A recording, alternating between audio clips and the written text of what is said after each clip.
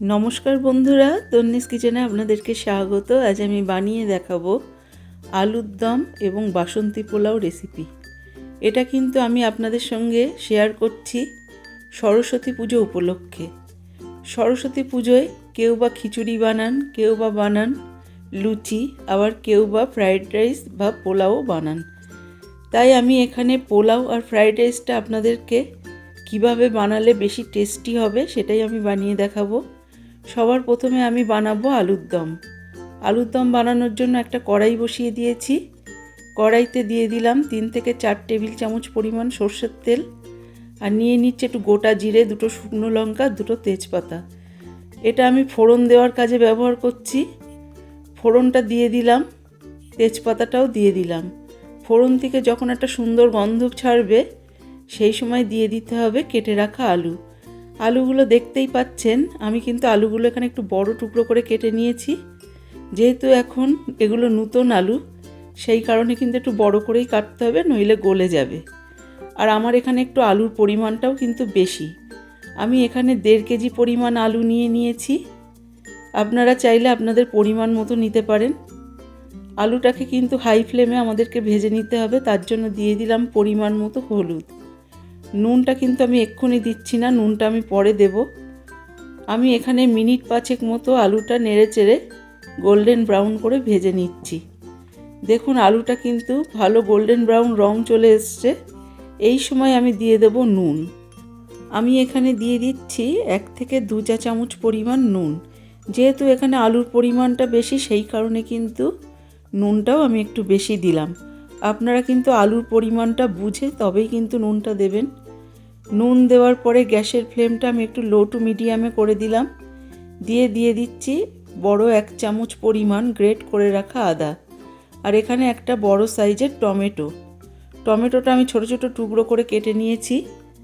আদাটা কিন্তু আপনারা চাইলে বাটা আদাও ইউজ করতে পারেন। আমি এখানে গ্রেট করে রাখা আদা দিয়েছি। দিয়ে দিচ্ছি বড় চামচের 1 চামচ পরিমাণ ধনে গুঁড়ো আর জিরে গুঁড়ো। আমি কিন্তু এখানে খুব বেশি মশলা ব্যবহার করব না। আমি এখানে কম মশলা ব্যবহার করে কিভাবে সুন্দর রান্না করা যায় সেটাই দেখাবো।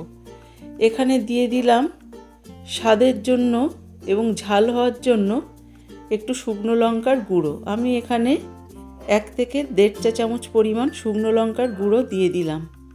শুকনো লঙ্কার গুঁড়োটা দেওয়ার পরে গ্যাসের ফ্লেমটা লো টু মিডিয়ামে রেখে আরও 15 থেকে 20 সেকেন্ড মতো কষিয়ে নিলাম। এরপরে দিয়ে দেব পরিমাণ মতো জল।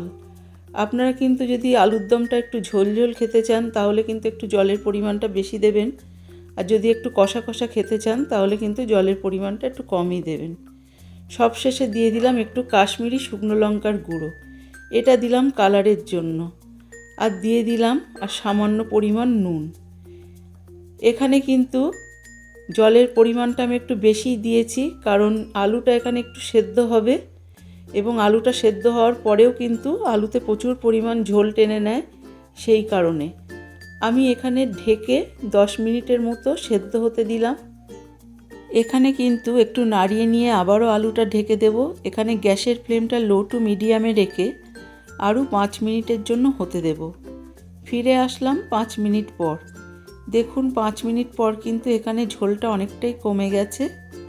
আর তলা থেকে আমি একটু নাড়িয়ে আপনাদেরকে দেখাচ্ছি ঠিক ঝোলটা কতটা আছে, এবং একটা আলু কিন্তু আমি আপনাদেরকে কেটে দেখাচ্ছি।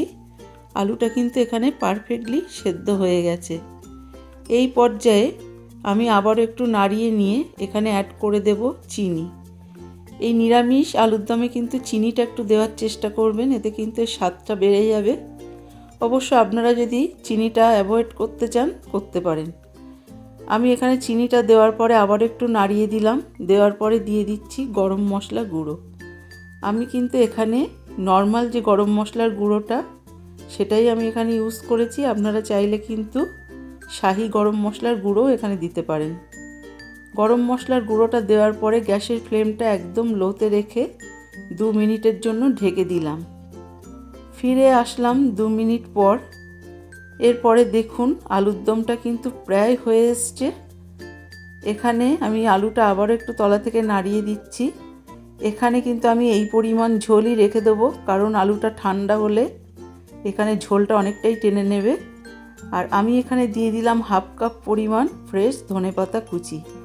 এখন শীতের সময় ধনেপাতাটা কিন্তু অ্যাভেলেবেল পাওয়াই যায়, সেই কারণে কিন্তু ধনেপাতা একটু দেওয়ার চেষ্টা করবেন, এতে কিন্তু স্বাদটা অনেকটাই বেড়ে যায়। এরপরে গ্যাসের ফ্লেমটা অফ করে দিয়ে আমি একটা বাটিতে আপনাদেরকে সার্ভ করে দেখাচ্ছি। এই আলুর দমটা কিন্তু আপনারা লুচি, খিচুড়ি, পরোটা বা ফ্রাইড রাইস, পোলাওয়ের সাথে সার্ভ করতে পারেন। আমি কিন্তু এই আলুর দমটা আজকে পোলাওয়ের সাথে সার্ভ করব। তার জন্য আমি আপনাদের পোলাওয়ের ভিডিওটাও কিন্তু দেখাবো। আপনারা দেখে নিন। এর পরবর্তী ভিডিওটা হচ্ছে বাসন্তী পোলাও। এই বাসন্তী পোলাওটা কিভাবে আপনারা একদম ঝুরঝুরেভাবে বানাতে পারবেন, তাই চাল আর জলের পরিমাণটা কতটা হবে, কিভাবে বানালে এই পোলাওটা একদম ঝুরঝুরে হবে, সেটাই আমি বানিয়ে দেখাচ্ছি। এখানে পারফেক্টলি পোলাও বানানোর জন্য আমি নিয়ে নিয়েছি 500 গ্রাম পরিমাণ গোবিন্দভোগ চাল। এটা কিন্তু বাসন্তী পোলাও গোবিন্দভোগ চাল দিয়েই বানানো হয়, এতে কিন্তু স্বাদ এবং গন্ধ দুটোই খুব ভালো আসে। চালটাকে কিন্তু আমি 2 থেকে 3 বার পরিষ্কার করে ধুয়ে নিয়েছি এবং পুরো জলটাকে ঝরিয়ে নিয়েছি।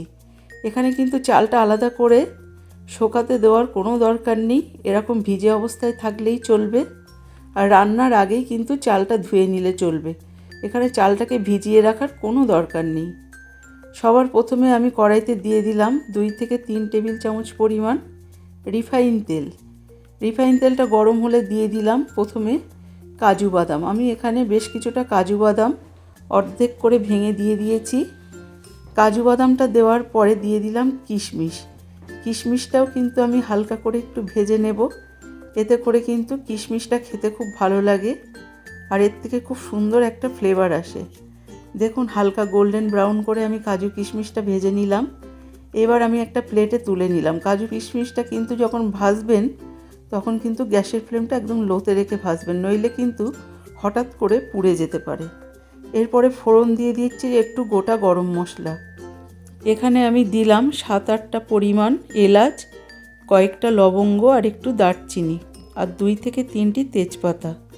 এখানে এলাচের মুখটা কিন্তু একটু থেতো করে ফাটিয়ে দিতে হবে, যাতে ফ্লেভারটা খুব সুন্দর বেরোয়।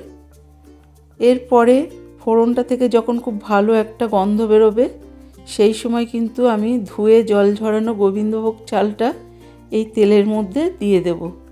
দেওয়ার পরে দিয়ে দিলাম 1.5 চা চামচ পরিমাণ নুন। নুনটা দেওয়ার পরে আমি এখানে চালটাকে কিন্তু প্রায় 4 থেকে 5 মিনিটের জন্য একটু ভেজে নেব। চালটা ভেজে নিলে কি হয়, ভাতটা কিন্তু একদম ঝুরঝুরে হয়, পোলাও কিন্তু একেবারে একটার গায়ে একটা লেগে যাবে না।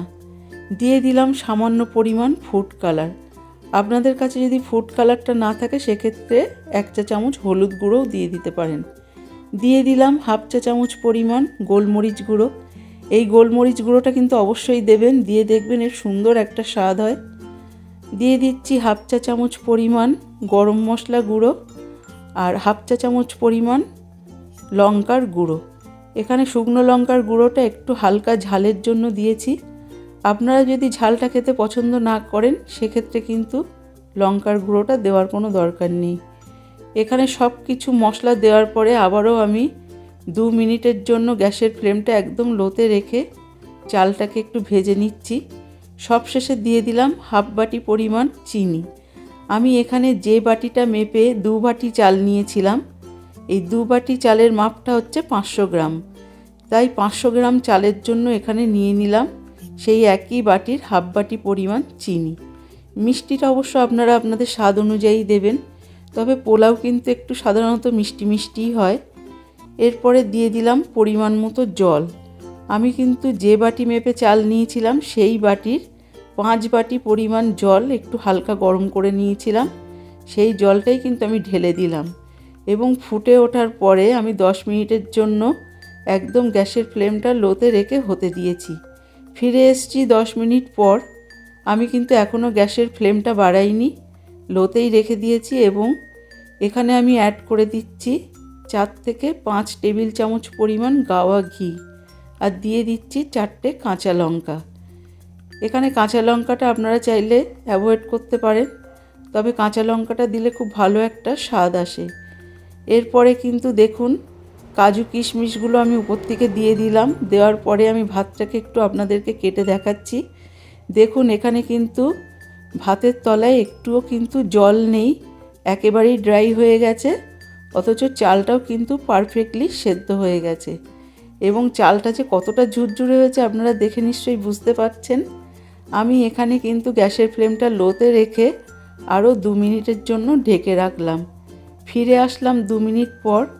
2 মিনিট পর দেখুন আমি একটা ঝাঁঝরির সাহায্যে আপনাদেরকে পোলাওয়ের চালটা একটু ভেঙে দেখাচ্ছি। ঝুরঝুরিয়ে কেমন সুন্দর খুন্তির উপর থেকে পড়ছে। আপনারা দেখে বুঝতেই পারছেন যে কতটা ঝুরঝুরে হয়েছে।